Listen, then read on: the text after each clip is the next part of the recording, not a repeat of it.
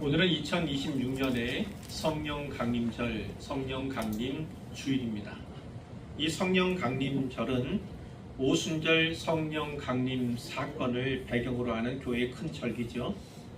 오늘은 이 사건을 구체적으로 묘사하고 있는 사도행전 2장 1절로 13절을 중심으로 말씀을 전하고자 합니다.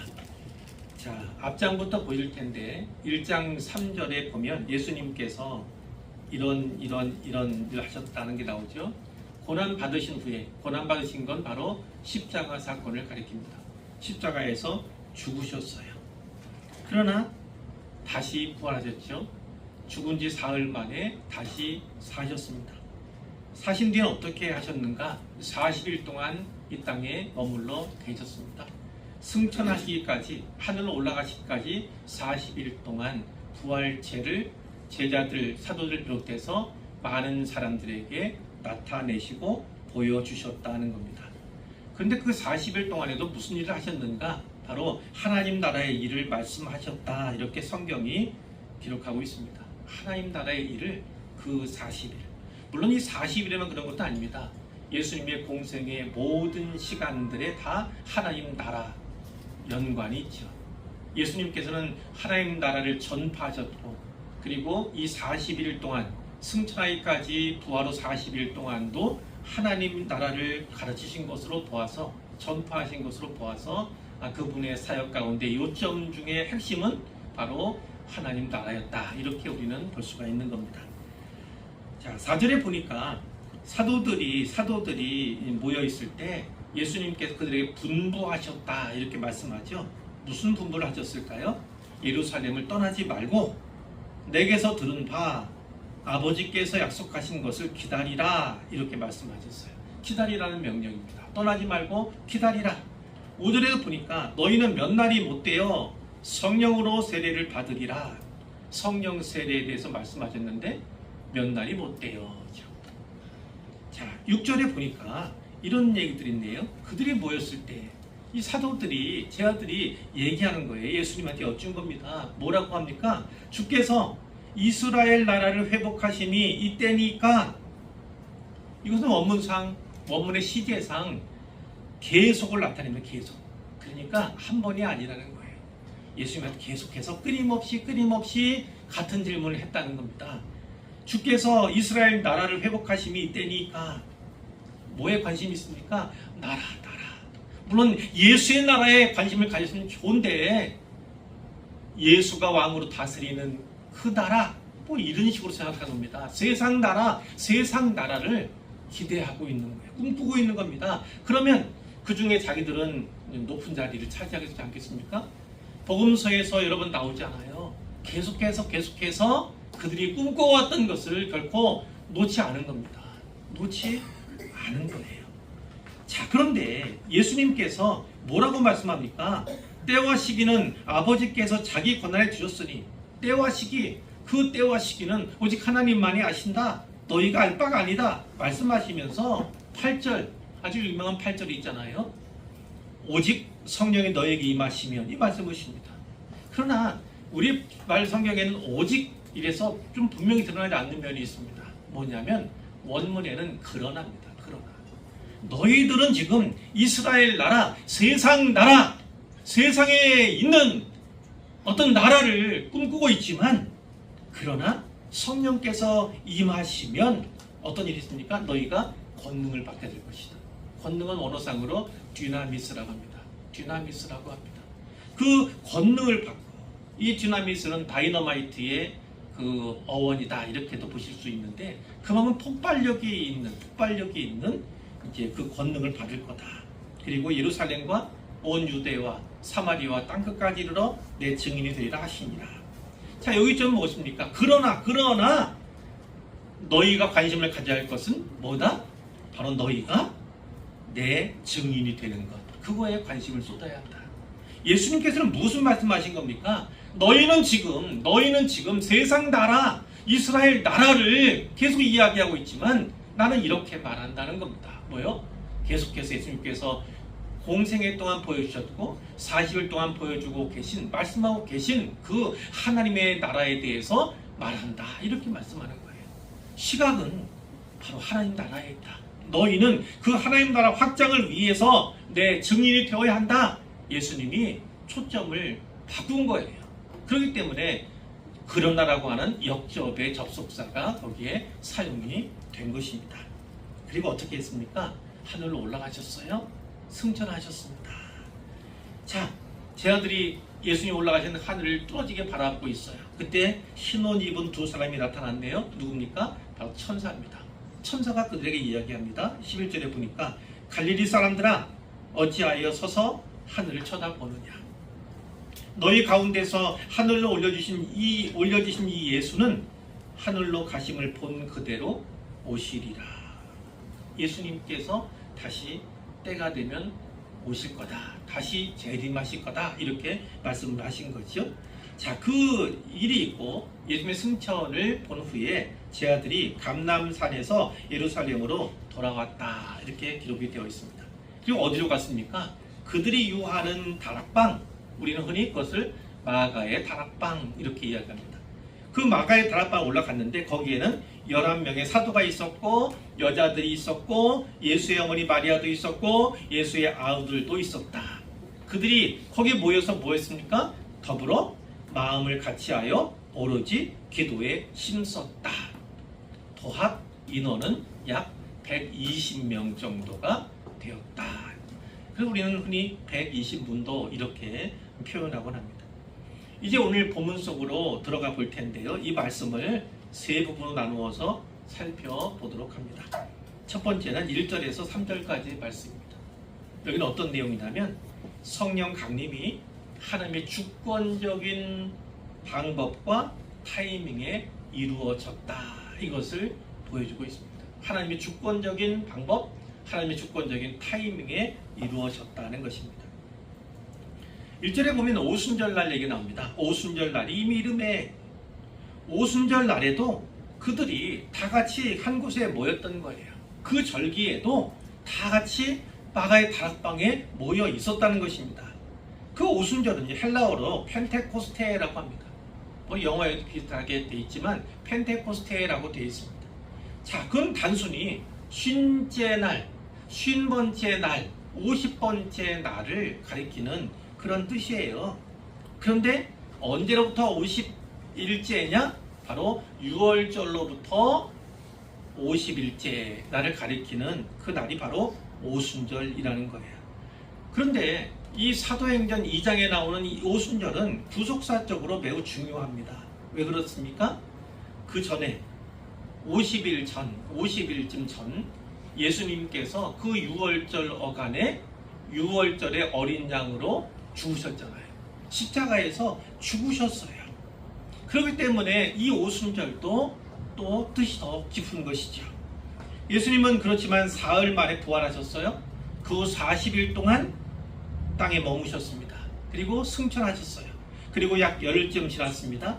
그러니까 부활 후에 50일째 되는 그 날이 오순절이었는데 그때 성령께서 임하셨다. 이렇게 정의를 하면 되겠습니다. 2절에 보니까 호련히 하늘로부터 이런 표현이 있습니다. 호련히는 무슨 뜻이냐면 갑자기입니다. 예상치 못한 때에 이런 의미죠. 자, 어디서부터요? 하늘로부터. 성령께서 갑자기 하늘로부터 임하셨다고 이렇게 기록하고 있습니다. 그러니까 이 역사, 이 사건의 주도권이 누구에게 있냐면 바로 하나님께 있습니다. 이 땅에 주도권이 있는 것이 아니라 하늘의 주권자이신 하나님께 있다. 이렇게 볼 수가 있는 것이죠. 사람의 예상을 뛰어넘었습니다. 사람의 통제 범위 밖에 있습니다. 오직 하나님의 주권적인 역사로 성령 강림 사건이 일어났는데 우리가 성령 강림이라고 이야기하는 것은 하늘로부터 내려오셨다. 그런 의미죠. 그래서 성령 강림 사건 이렇게 우리는 부르고 있습니다. 성령께서는 이때 두 가지 아주 강력한 가시적인 피부로 느낄 수 있는 징표로 임하셨는데요. 하나는 뭐냐면 급하고 강한 바람 같은 소리, 이렇게 성경이 말씀하고 있어요. 급하고 강한 바람 같은 소리가 있어 그들이 앉은 온 집에 가득하며 소리를 듣게 된 거예요. 어떤 소리요? 바람. 여기서는 바람이 중요합니다. 바람은 헬라어로 푸노에라는 단어를 씁니다. 이 단어는 바람이란 뜻도 있지만 혹은 호흡, 숨 이러한 뜻도 가지고 있는 단어예요. 자, 그런데 이것은 헬라어이지만 히브리어는 루아흐란 단어가 있어요. 루아흐라는 단어가 같은 단어라 볼 수 있는데 영, 바람, 생기라는 뜻을 갖고 있어서 이 단어와 연결이 된다 이렇게 볼 수가 있습니다. 이 루아흐라는 단어가 어디에 쓰였냐면 많이 쓰였습니다만 창세기 2장 7절에 하나님께서 땅의 흙으로 사람을 지으셨어요. 근데 아직은 살아있는 게 아니죠. 생기를 그 코에 불어넣으셨다 하고 불어넣으셨겠죠. 그 생기가 들어갔더니 어떤 일이 벌어졌습니까? 사람이 생명이 된지라 그 사람이 비로소 살아났다. 생명을 갖게 되었다. 이런 말씀이 있어요. 또 에스겔 37장에 보면 바로 마른 뼈 환상입니다. 자, 그 얘기를 좀 할까요? 하나님께서 권능으로 임재하신 다음에 이 에스겔을 한 곳으로 데려갔어요. 어떤 골짜기였습니다. 그 골짜기에서 보니까 골짜기 사면에 뼈가 매우 많았어요. 뼈를 보니까 뼈가 아주 말랐어요. 죽은 지 오래됐을 뿐 아니라 아주 오래돼서 바짝 말랐다 이런 상태였습니다. 자, 그런데 하나님께서 이 에스겔에게 명령을 하십니다. 뭐라고 했냐면 너는 이 뼈들에게 대언하라. 내 말, 하나님의 말씀을 대언하라 이렇게 하세요. 그럼 어떻게 대언해야 합니까? 너희 마른 뼈들아 여호와의 말씀을 들을지어다 이렇게 대언하라는 거예요. 그리고 또 어떤 명령을 하십니까? 내가 생기를 너에게 들어가게 하리니 너희가 살아나리라 이렇게 선포하라고 합니다. 너희 위에, 너희는 뭐예요? 마른 뼈 아닙니까? 너희 위에 심줄을 두고 살을 입히고 가죽으로 덮고 너희 속에 생기를 넣으리니 너희가 살아나리라. 또 내가 여호와인 줄 너희가 알리라. 이렇게 선포하라는 거예요. 제가 말씀 준비하면서 눈에 들어온 말씀이 내가 여호와인 줄 알리라입니다. 제가 콜링 받았을 때 그 말씀이 바로 이 말씀입니다. 내가 여호와인 줄 알리라 이 말씀인데요. 자, 이 말씀에 따라서 이제 대언을 한 겁니다. 에스겔이 대언했어요. 그랬더니 어떻게 합니까? 갑자기 소리가 나기 시작했습니다. 뼈들이 갑자기 소리를 내기 시작한 거예요. 그리고 움직이기 시작했습니다. 그 많은 뼈들이. 그리고 이 뼈, 저 뼈가 서로 들어맞기 시작했어요. 그러니까 팔이라 그러면 팔과 이 어깨뼈가 어떻게 들어맞게 되었겠지요. 손가락이 또 이 관절과 또 들어맞게 되었죠. 이렇게 맞아진 거예요. 그래서 뼈들이 서로 연결되는 그런 환상을 본 겁니다. 자, 좀 이따 보니까 그 뼈에 뭐가 생겼어요? 하나님 말씀하신 것처럼 힘줄이 생겼습니다. 살이 올랐습니다. 가죽이 덮였습니다. 그런데 마지막으로 아직 살아있는 존재는 아니었어요. 왜? 생기가 없으니까. 그러니까 이 하나님께서 에스겔에 다시 대언하라고 합니다. 인자야, 너는 생기를 향하여 대언하라. 생기에게 대언하라는 겁니다. 주 여호와께서 이같이 말씀하실 생기야, 사방에서부터 와서 이 죽음을 당한 자에게 불어서 살아나게 하라. 이렇게 명령을 한 거죠. 그랬더니 어떻게 됐습니까? 생기가 그들에게 들어갔습니다. 그들이 살아나서 일어섰습니다. 보니까 극히 큰 군대더라는 겁니다. 그 마른 뼈가 사실은 아주 많은 군대였다는 겁니다. 군대. 그 군대가 사실은 실체였어요.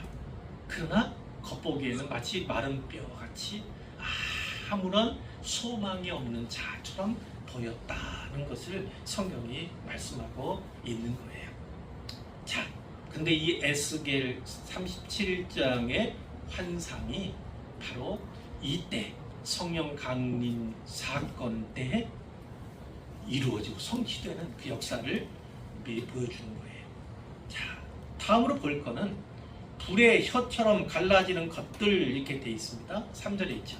마치 불의 혀처럼 갈라지는 것들이, 불의 혀라는 건 불이 막 타오르는 듯한 그런 이미지를 형상화했다 이 볼 수가 있어요. 문학적으로 묘사했다 볼 수가 있는데 여기서도 역시나 뭐가요? 불이 중요합니다. 불이 중요합니다. 성경에서 불은 무엇보다 하나님의 임재를 상징하죠. 거룩한 임재를 상징합니다. 물론 거룩 그리고 정결도 상징하고 신약 같은 데 가면 심판을 의미하기도 합니다. 구약적인 맥락에서 가장 먼저 띄는 것은 하나님의 거룩한 임재다라는 것이죠. 오순절의 이 불은 하나님께서 친히 임재하셨다는 것을 보여주는 표지다, 이렇게 읽을 수 있다는 거예요. 그리고 하나님께서 베푸시는 거룩의 역사가 이제 시작되었음을 보여주기도 하죠. 자, 이 불 그럼 구약 시대에 어떤 거 생각납니까? 불기둥도 생각이 나실 수 있어요. 그렇죠? 뭐 신의 산이나 그러니까 하나님의 임재가 있을 때, 혹은 재물이 불로 확 훑어져서 연락받으셨다는 것을 묘사하는 것이 되기도 하지요. 자, 어찌 되었든 간에 구약에서는 이 성령의 어떤 임재가 있긴 있었죠. 제한적인 임재가 있었습니다. 특별히 왕이나 제사장 또 선지자와 같은 삼중직을 맡은 자들에게 임하는 경우들이 왕왕 기록되어 있음을 우리가 볼 수가 있어요. 그러니까 특별한 사람들에게, 그리고 이 신약에서 보여주는 이 성령 강림 사건 후에 보여주는 이 성령의 기록과는요 많이 달랐어요. 구약은 극히 제한적이었던 데에 비해서 이제 신약 때는요 그것이 그냥 폭발력을 가질 수 있을 만큼 성령의 능력이 만민에게 이제 강조되고 있음을 우리가 볼 수가 있는 거예요.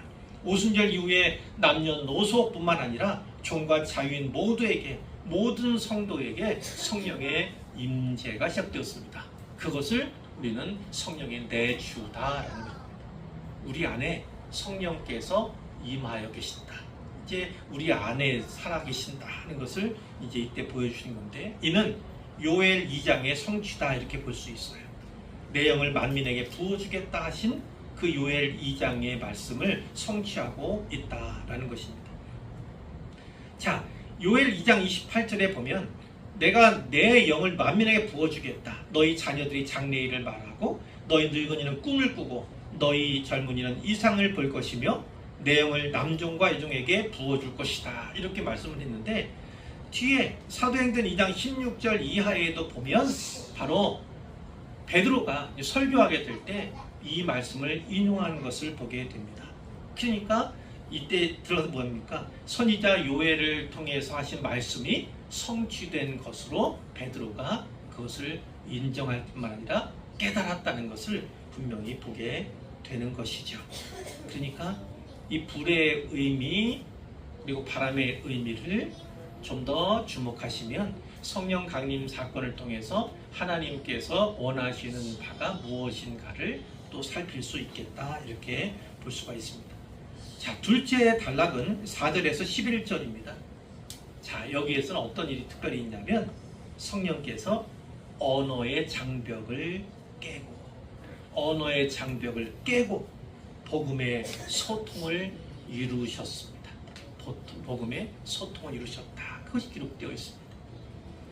자, 4절에 보니까 그들이 다 성령의 충만함을 받고 성령이 말하게 하심을 따라 다른 언어들로 말하기를 시작하니라, 이렇게 되어 있습니다. 성령의 충만을 받고, 수동태로 되어 있어요. 하나님께서 성령으로 채우셨다는 겁니다. 각 사람을 채우셨다, 이 말씀이에요. 그런데 이 성령의 충만을 받은 제 아들에게 나타난 현상이 있습니다. 첫 번째 현상이 무엇인가 하면 다른 언어들로 말하는 것입니다. 다른 언어들로 말하는 것이었어요.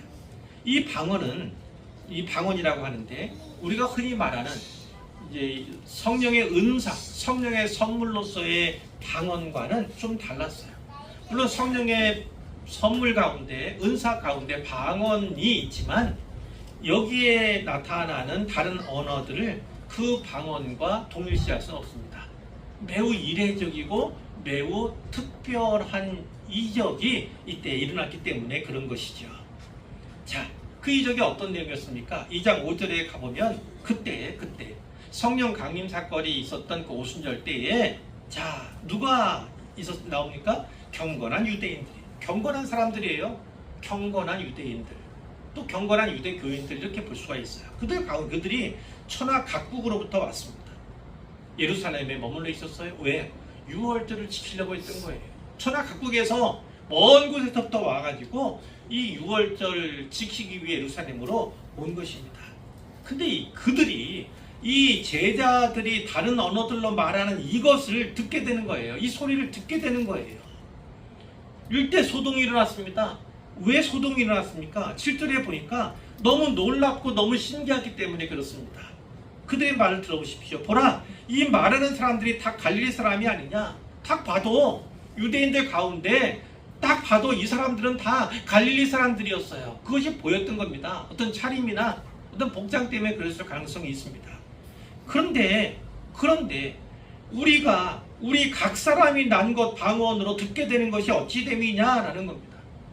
나는 애굽에서 왔는데 애굽말로 들리는 거예요. 누구는 메소포타미아에서 왔는데 메소포타미아 말로 들리는 겁니다. 어떤 사람은 리비아에서 왔는데 리비아 말로 들리는 겁니다. 소아시아에 여러 방언들이 있는데 그 방언으로 들리는 거예요. 그러니까 각각의 사람이 자기가 나고 자란 그 지방 언어로, 즉 외국어로 그것을 듣게 되었다는 것입니다.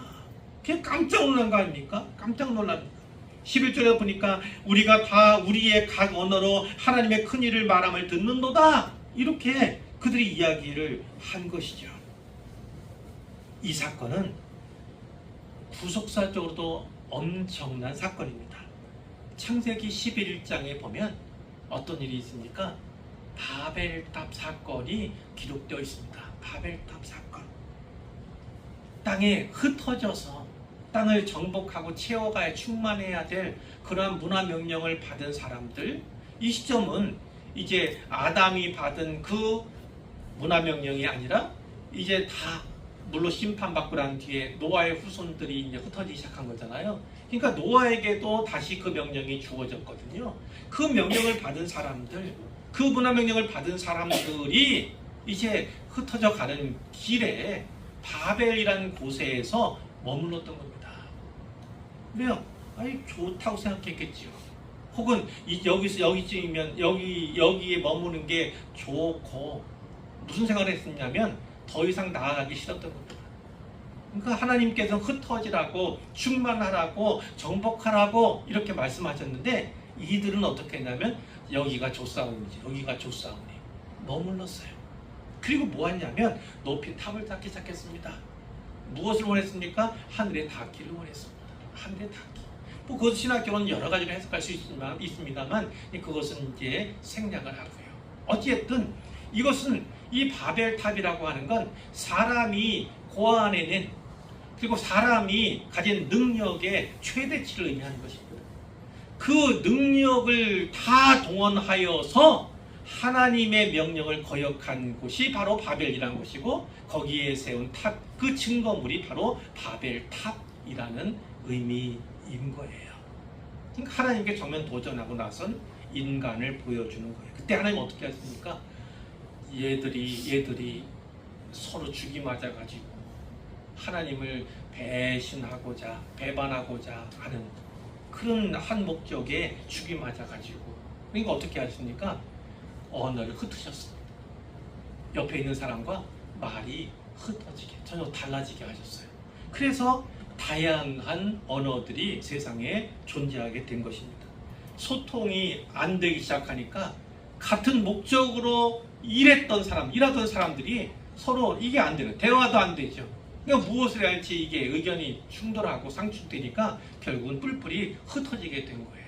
하나님께서는 흩어지게 하시기 위해서 바로 그 바벨탑에서 일하고 있던, 거기에서 자기의 일을, 계획을 도모하고 있던 그들의 언어를 바꾸셨다는 것입니다.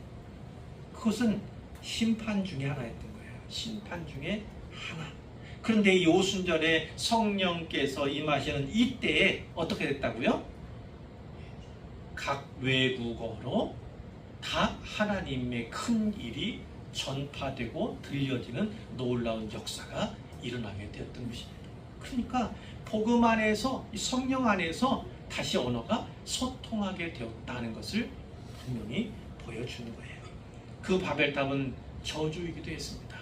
하나님의 명령을 정면으로 배반하고 또 하나님께 도전한 바로 그런 것을 의미하기 때문에 그것은 이 언어를 여러 개로 만드셔가지고 흩어지게 만드신 건 하나님의 저주와 심판의 맥락에서 이해할 수가 있는 것이죠. 자, 그런데 여기서 중요한 것이 그래서 성령이 말하게 하심을 따라합니다. 성령이 말하게 하심을 따라 이렇게 성경에 되어 있었잖아요. 성령께서 이것도 시제상으로 계속 말하게 하셨다는 것입니다. 수작 떨기 위해서요? 자기 이야기하기 위해서요? 아닙니다. 이것은 성령께서 권위 있게 선언하고 선포하도록 하셨다는 것을 말하는 것이죠. 자, 그러니까 여기 하나님의 큰 일을 무엇이라 딱 특정할 수는 없지만 적어도 복음임을 우리가 생각할 수 있는 거예요. 이 선하에서 왔던 이 경건한 유대인들이 고백했던 것처럼 하나님의 큰 일이 선포되었으면 분명하다. 성령께서 원하시는 것은 바로 그 입술로 말미암아서 복음을 전하는 것이다. 하나님의 큰 일을, 놀라운 일을 전하는 것, 그것만큼 중요한 것이 없다는 것을 보게 되는 것이죠. 자, 세 번째입니다.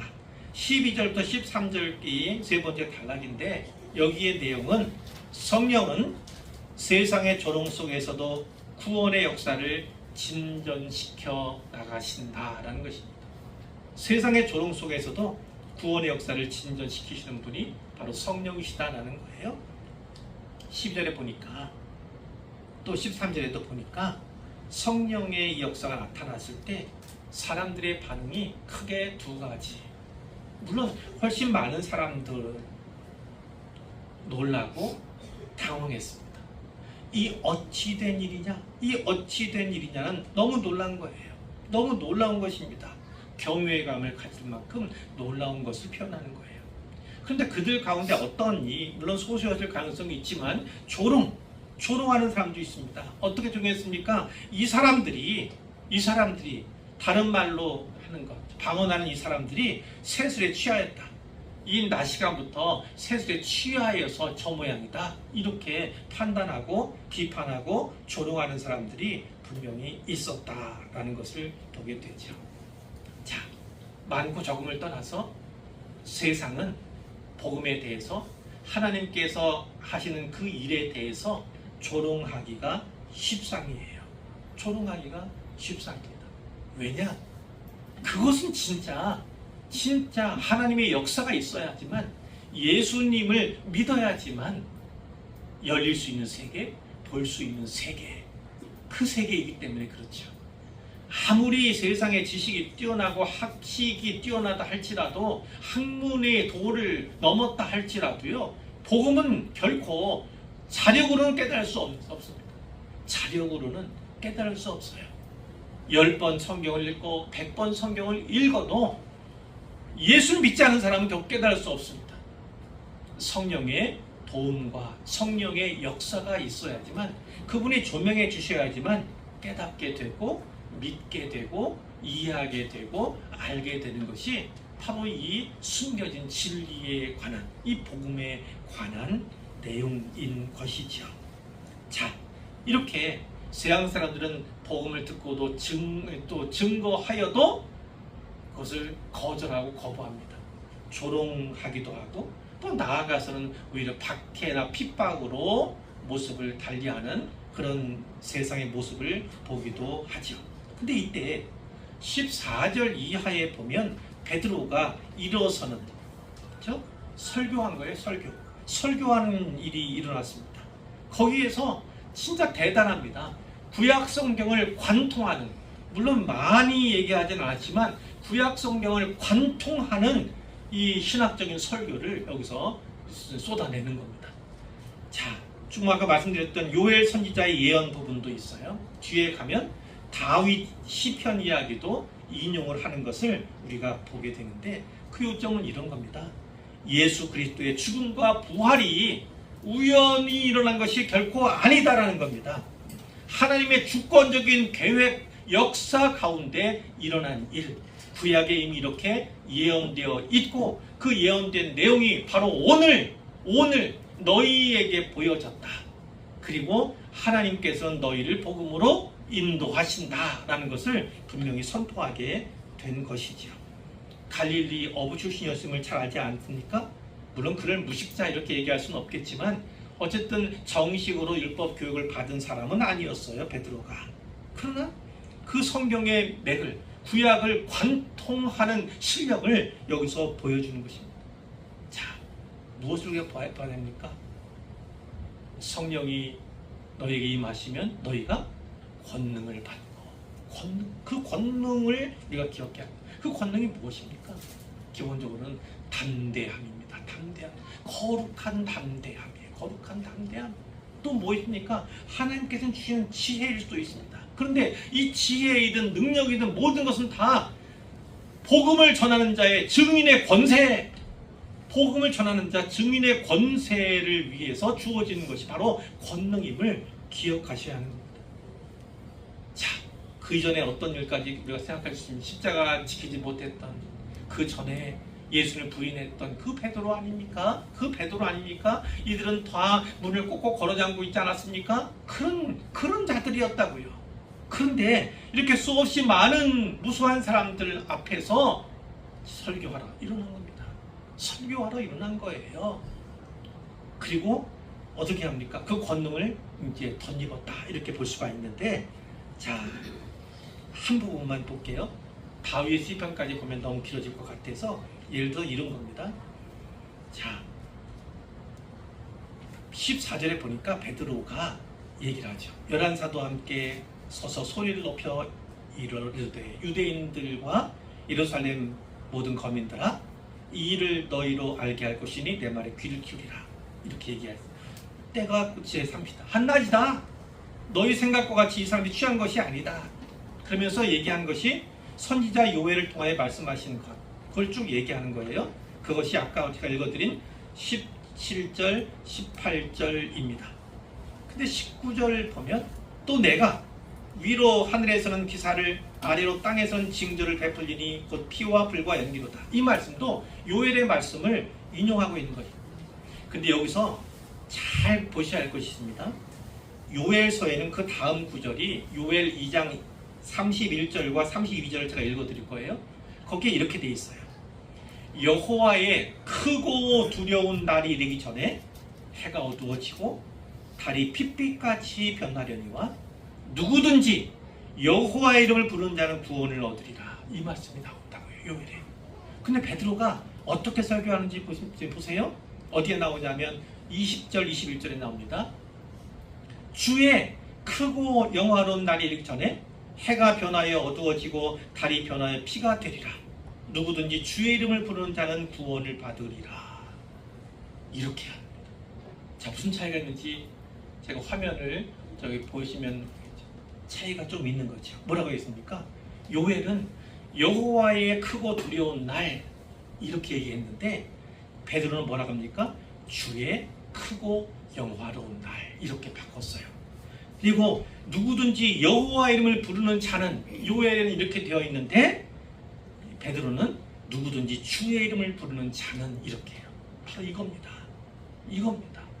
여호와는 하나님이시잖아요. 제1위 성부 하나님이시잖아요. 그런데 지금 여기 주라고 되어 있는 부분은 그 주는 오늘 하나님을 말하는 것이지만 그것을 제2위인 예수님에게 적용한 것입니다. 성자 예수님에게 적용하고 있다는 것은 매우 놀라운 거예요. 이제 그 예언의 말씀이 예수 그리스도를 통해서 이루어졌음을 또 이루어질 것임을 그가 분명히 알고 담대히 선포했다. 그것이 매우 중요한 겁니다. 그러니까 이제 구약에 있었던 그 말씀, 예언되던 요엘의 말씀이 지금 어떻게 성취되고 이루어졌는가를 확실히 이가 믿기 시작한 거예요. 담대히 선포한 이유가 바로 여기에 있습니다. 성령의 주신 권능을 드러낸 이유도, 드러낼 수 있었던 것도 바로 여기에 그 연유가 있다. 이렇게 볼 수가 있는 거예요. 너무 기니까 37절에 이런 말씀이 나옵니다. 형제들아, 우리가 어찌할꼬. 이 설교를 듣고 난 뒤에 무사람들이 마음이 찔림을 받았습니다. 마음의 찔림을 받는 건 참 귀한 것입니다. 귀한 거예요. 베드로하고 사도에게 물었어요. 우리가 어찌할꼬? 형제들아 우리가 어찌할꼬? 이렇게 묻게 되었습니다. 이때 베드로가 38절에 너희가 회개하여 각각 예수 그리스도의 이름으로 세례를 받고 죄사함을 받으라. 그리하면 성령의 선물을 받으리니 이렇게 이야기를 하고 40절에 너희가 이 패역한 세대에서 구원을 받으라 이렇게 선포했을 때 41절에 어떤 일이 있습니까? 그 말을 받은 사람들이 세례를 받았습니다. 그날에 신도의 수가 3,000이나 더하여졌습니다. 그러니까 베드로의 설교를 듣고 3,000명이 주님 예수님을 믿게 되었다는 것입니다. 신자가 되었다는 말씀이에요. 근데 그 베드로의 설교가 있던 그날이 어떤 날이라고요? 바로 오순절. 그날에 무슨 일이 있었다고요? 성령 강림 사건이 있어서 그들이 성령의 충만을 받고 성령의 권능을 받은 것입니다. 권능을 받았더니 거룩하게 담대히 복음의 일꾼으로서 이제 새롭게 되는 그것을 우리 성경이 우리에게 보여주고 있다 이렇게 볼 수가 있습니다. 사랑하는 성도 여러분, 우리가 말씀대로 살고 복음을 전하려 할 때 많은 사람들이 그렇게 이야기를 하고 있습니다. 어떤 변증을 하기를 좋아하는 그런 사람들은, 변론하기를 좋아하는 사람들은 어떻게 합니까? 말도 안 된다, 또 미쳤다, 또 이런 식으로 얘기할 수도 있어요. 뿐만 아니라 독선적이다, 너희는 너무 독선적이야, 너희는 너무 독선적이야 이렇게 얘기할 수도 있어요. 그런데 분명한 건 어떤 면에서는 독선적인 것처럼 보일 수밖에 없는 것이 바로 복음이고 복음을 가진 자의 모습일 수밖에 없다는 거예요. 왜 그렇습니까? 예수만이 살 길이기 때문입니다. 예수님만이 구원자이기 때문입니다. 예수만이 구주임을 우리가 고백할 수밖에 없기 때문에 그래요. 그러니까 구원받을 수 있는 길은 유일한데 그 유일한 길이 예수님이고 그 예수님을 믿어 그 길을 발견한 것이 나이니 나는 그걸 전할 수밖에 없고, 그것이 그 믿지 않은 자들에게는, 불신자들에게는 독선적으로 비칠 수밖에 없는 그런 맥락도 있음을 기억할 필요가 있습니다. 사람들은 거부하고 거절합니다. 때로는 조롱하기도 하지요. 그러나 그럴 때 우리가 해야 될 것은 바로 이 성경의 말씀을 다시 기억하는 일입니다. 우리 한 사람 한 사람은 이미 성도, 신자, 그리스도입니다. 우리 안에 오순절 성령 강림 사건 이후로 모든 신자는 다 성령의 내주를 경험하게 됩니다. 성령의 내주는 성령님이 우리 안에 들어와 계신다는 거예요. 우리와 함께 영원히 거하신다는 것입니다. 이 세상의 끝날까지.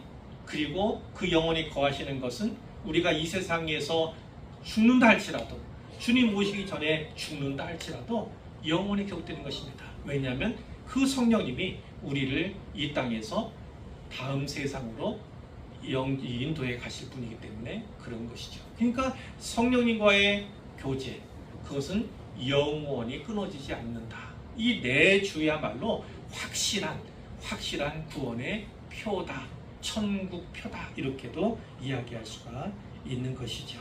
주님께서 권능을 약속하셨습니다. 두나미스를 약속하셨어요. 기억하셔야 합니다.